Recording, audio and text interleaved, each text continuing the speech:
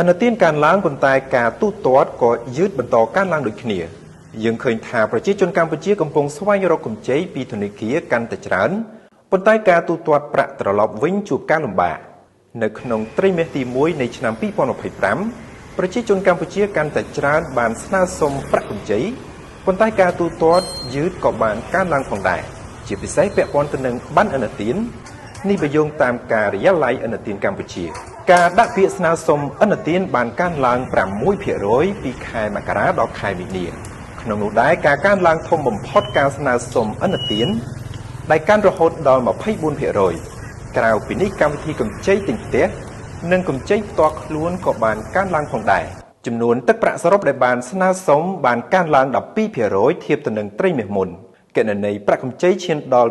2.1 លានគណនេយ្យពលគឺច្រើនជាងឆ្នាំមុនជិត 4%លោកអឿសុធិរតនាយកប្រតិបត្តិ CBC មានប្រសាសន៍ថាចំនួនប្រាក់កម្ចីនិងសមតុល្យបានកើនឡើងជាលំដាប់ប៉ុន្តែគុណភាពប្រាក់កម្ចីបានធ្លាក់ចុះលើសពីនេះ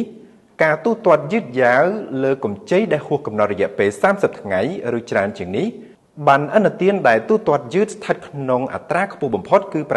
8.7% តាមពីក្រោយដោយកម្ចីផ្ទាល់ខ្លួននិងកម្ចីទិញផ្ទះ